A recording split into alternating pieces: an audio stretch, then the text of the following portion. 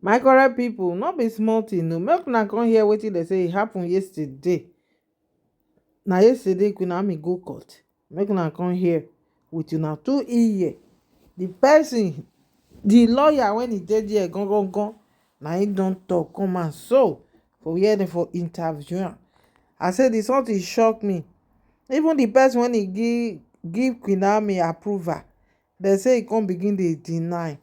So na go lis ten by una sef, una come hear the whole thing when dem say e happen for here. So my people, make I put una abeg before then, make una help me subscribe to this channel.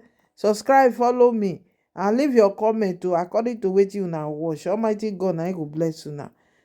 What the judge said clearly is that Alhaji Oriyomi Hamzat, as indeed the other two, must not grant press interviews, print or electronic, concerning the case. It's not as if they shouldn't even grant, press interview concerning culture, tradition, concerning any other thing. Will not make any public But appearance at all. about the case, they must not grant press interview. Individually, not that it's a radio station. No. You see, it's also said that he must not also cause anything to be said about the case. Okay.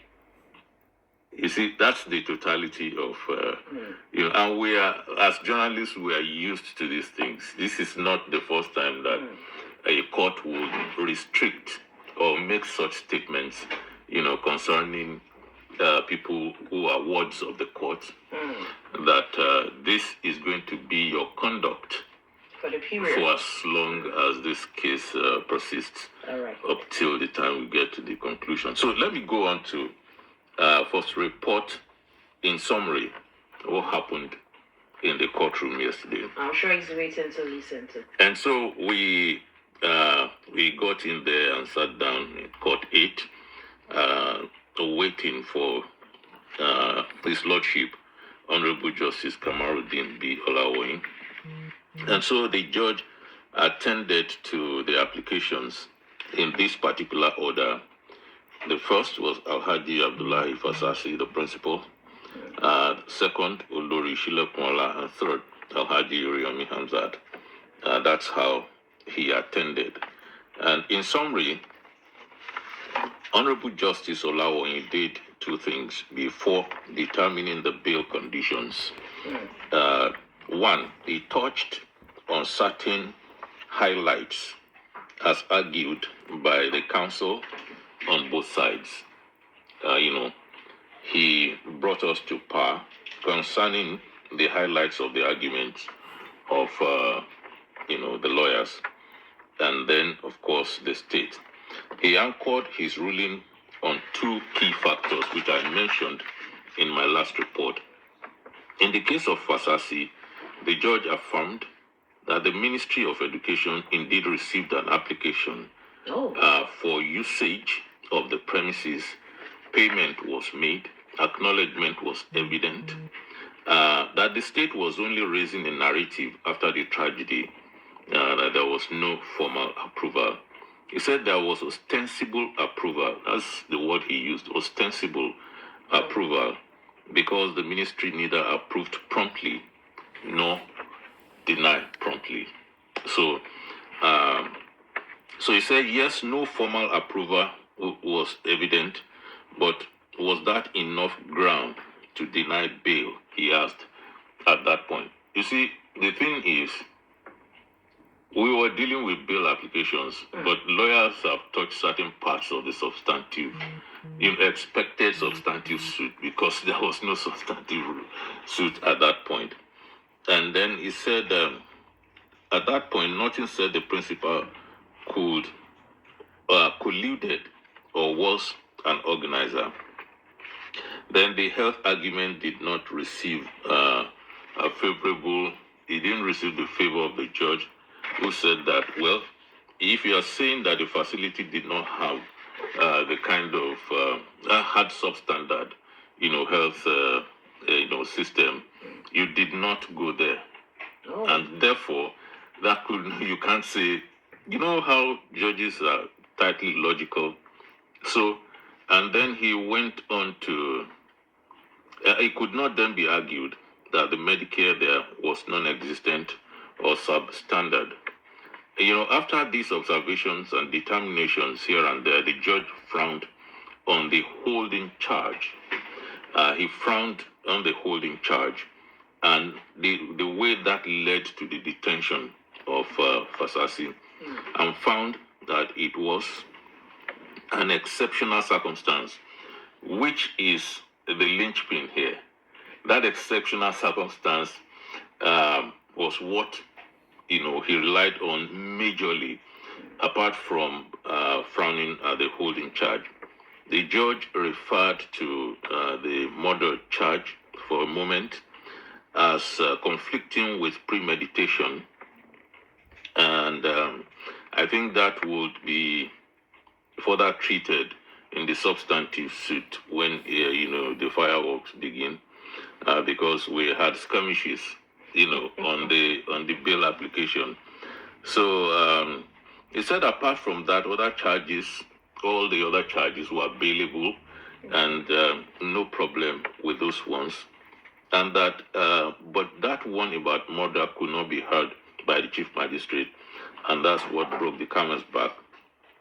The applicant was therefore admitted to bail. Okay. At that point, I kind of thought, okay, so if one got it, all will get it. So because that was also the sequence when the denial was.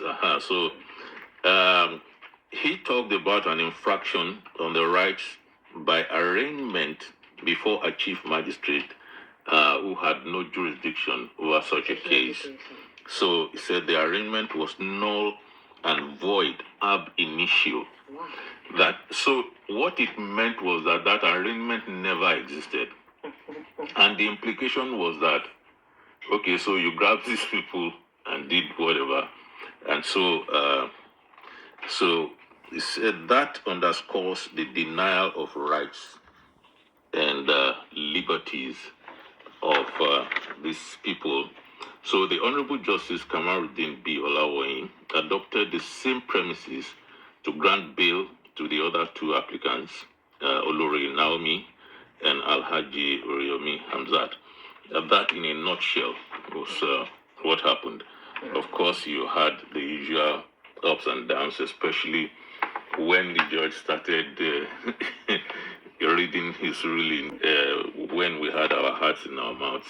Right. That, okay, but along the line, the promise started showing that we're likely to leave this place happier than we came in. And I guess that's what happened at the end of the day. Okay, I do not seem to be so clear on the issue of how do you approve the application for the venue. You said it was ostensibly approved or wasn't ostensibly approved? Yes, what that means is that, you see, the process took place. And, which might mean the state was just being clever. After the tragedy happened, that, okay, you know what, yes, you applied, but, we did not approve. And so that approvals usually take about 3 weeks. And that since we did not approve, we just went ahead to use the place. And so the judge on the day was not taking that.